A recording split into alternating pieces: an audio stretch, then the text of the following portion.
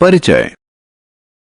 तालाब की मछलियां व अन्य जलीय जंतु मर रहे थे। ऐसा इसलिए हो रहा था क्योंकि लोग अपने घरों का कूड़ा तालाब में डालते थे। इस पाठ में हम कूड़ा, इसके स्रोत और मानव व अन्य जंतुओं पर इसके हानिकारक प्रभावों के बारे में जानेंगे। हम कूड़े की निपटान विधियों के बारे में भी जानेंगे। उद्देश्य। इस पाठ के अंत में आप निम्न करने में सक्षम होंगे: कूड़े कचरे को परिभाषित करना, अपशिष्ट के निपटान विधियों की सूची बनाना, कंपोस्टिंग यानी कूड़े कचरे से खाद बनाना, और कृमि यानी फसलों के लिए हानिकारक कीट कंपोस्टिंग को परिभाषित करना, कागज की पुनः चक्रण प्रक्रिया का वर्णन करना, प्लास्टिक अपशिष्ट के निपटान का वर्णन करना, जैव निम्ननी यानी प्राकृतिक रूप से सड़नशील यानी बायोडिग्रेडेबल, और अजैव निम्ननी यानी असड़नशील यानी नॉन बायोडिग्रेडेबल अपशिष्ट। हमारे दैनिक क्रियाकलापों के कारण विभिन्न स्रोतों से विविध प्रकार के अपशिष्ट उत्पन्न होते हैं। कूड़ा कचरा या अपशिष्ट वे चीजें होती हैं जो अनुपयोगी होती हैं। अनेक चीजों को कूड़ा कचरा माना जाता है। उदाहरण के लिए घरेलू कचरा, नालियों का कीचड़, उत्पादन गतिविधियों से निकला हुआ अपशिष्ट, पैकिंग सामग्री, बेकार कारें, पुराने टेलीविजन, बगीचे के अपशिष्ट, पेंट के पुराने डिब्बे इत्यादि। अपशिष्टों को दो श्रेणियों में बांटा गया है: एक बायोडिग्रेडेबल अपशिष्ट और दो नॉन बायोडिग्रेडेबल अपशिष्ट। सब्जियों और फलों का छिलका बायोडिग्रेडेबल अपशिष्ट है, जबकि प्लास्टिक, धातुएं और कांच नॉन बायोडिग्रेडेबल अपशिष्ट हैं। अपशिष्ट निपटान की विधियां। जब हम सब्जियों और फलों का छिलका छीलते हैं तो इसे कूड़ेदान यानी डस्टबिन में डालना आवश्यक होता है। इधर उधर लापरवाही से पड़ा हुआ इस प्रकार का कूड़ा कचरा कीटाणुओं के कारण होने वाली बीमारियां उत्पन्न करता है। आइए हम अपशिष्ट निपटान की विधियां देखें, जिनमें कंपोस्टिंग, कृमि कंपोस्टिंग और कागज का पुनः चक्रण शामिल हैं। कंपोस्ट, कूड़े कचरे से बनी खाद। कूड़ा कचरा ढोने वाली गाड़ी शहर से कूड़ा कचरा इकट्ठा करके खुली जगहों पर ले जाती है। इन खुली जगहों पर गहरे गड्ढे होते हैं, जिन्हें भराव क्षेत्र कहा जाता है। इन जगहों पर अपशिष्ट के उपयोगी व अनुपयोगी भागों को पृथक कर दिया जाता है। अनुपयोगी अपशिष्ट को इन जगहों पर डाल दिया जाता है और मिट्टी से ढक दिया जाता है। अपशिष्ट के उपयोगी भाग जैसे किचन का अपशिष्ट, फलों व सब्जियों का छिलका को भराव क्षेत्र के निकट गड्ढों में डाल दिया जाता है और मिट्टी से ढक दिया जाता है।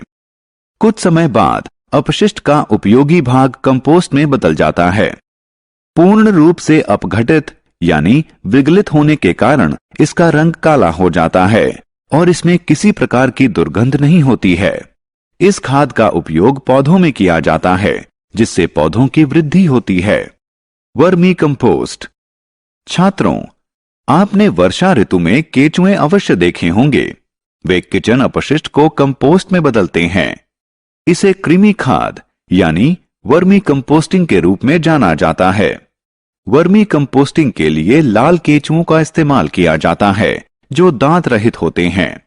इनमें पाई जाने वाली एक विशिष्ट प्रकार की संरचना, जो पेषणी यानी गिजर्ड कहलाती है, भोजन को पीसती है। ये गर्म या ठंडी जलवायु में नहीं रह सकते हैं, इसलिए वर्मी कंपोस्ट बनाने के लिए नमी की आवश्यकता होती है। वर्मी कंपोस्टिंग से प्राप्त कंपोस्ट खाद को कृषि कार्यों में इस्तेमाल किया जाता है। कागज का पुनः चक्रण। अब हम कागज के पुनः चक्रण के बारे में सीखेंगे। कागज का पुनः चक्रण वह प्रक्रिया है जिसमें बेकार कागज से नए कागज का उत्पादन किया जाता है। कागज के पुनः चक्रण के लिए पुराने समाचार पत्रों, पुराने लिफाफों, पत्रिकाओं, पुरानी कॉपियों, अनुपयोगी कागज, एक टब और तार से बने हुए लकड़ी के फ्रेम यानी जाली फ्रेम की आवश्यकता है। समाचार पत्रों और बेकार कागज को 1 या 2 दिन तक पानी में भिगोएं। अतिरिक्त पानी निकाल दें। भीगे हुए कागज को कुचलकर पेस्ट यानी लुगदी बनाएं। उसके बाद टब में पानी व पेस्ट डालें और इसे हिलाएं। जाली फ्रेम को कटोरे में डुबाए रखें। उसके बाद फ्रेम को टब से धीरे धीरे निकालें और तुरंत इसे समस्तरीय स्थिति में लाएं। अब फ्रेम से पेस्ट की परत को अलग करें। पानी निकलने तक प्रतीक्षा करें। इस तरह हमारे पास पुनः चक्रित किया हुआ कागज है। अजैव निम्ननी अपशिष्ट का निपटान। अब हम अजैव निम्ननी अपशिष्ट का निपटान देखेंगे। खिलौने, जूते, बैग, पेन, कंघा, टूथब्रश एवं बोतल प्लास्टिक व कांच से बने होते हैं। प्लास्टिक नॉन बायोडिग्रेडेबल वस्तु है। यह दो साधारण पदार्थों में विभक्त नहीं होता है। सभी प्रकार के प्लास्टिकों का पुनः चक्रण भी संभव नहीं है।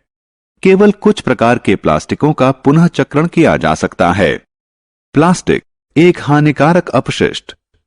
सभी प्रकार के प्लास्टिकों को जलाने पर हानिकारक गैसें उत्पन्न होती हैं। कभी कभी पशु प्लास्टिक के बैग खा जाते हैं, जिससे उनकी मृत्यु हो जाती है। जो प्लास्टिक बैग हम सड़कों पर फेंक देते हैं, वे नालियों में जाकर उन्हें जाम कर देते हैं।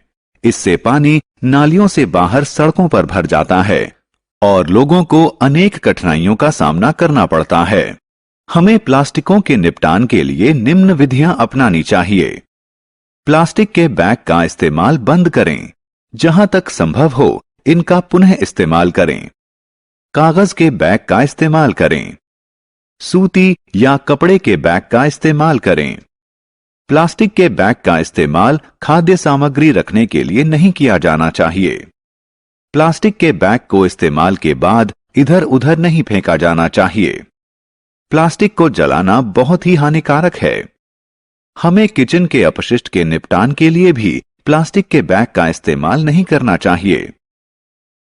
सारांश। आइए हमने जो कुछ सीखा है उसे संक्षेप में दोहराएं। कूड़ा कचरा या अपशिष्ट वे पदार्थ हैं जो अनुपयोगी होते हैं। अपशिष्ट दो प्रकार के होते हैं, एक बायोडिग्रेडेबल और दो नॉन बायोडिग्रेडेबल। अपशिष्ट निपटान की अनेक विधियां हैं, जैसे कंपोस्टिंग, वर्मी कंपोस्टिंग, कागज का पुनः चक्रण इत्यादि। फलों एवं सब्जियों का छिलका बायोडिग्रेडेबल अपशिष्ट हैं। प्लास्टिक नॉन बायोडिग्रेडेबल अपशिष्ट हैं। सभी प्रकार के प्लास्टिक जलाने पर हानिकारक गैसें उत्पन्न करते हैं।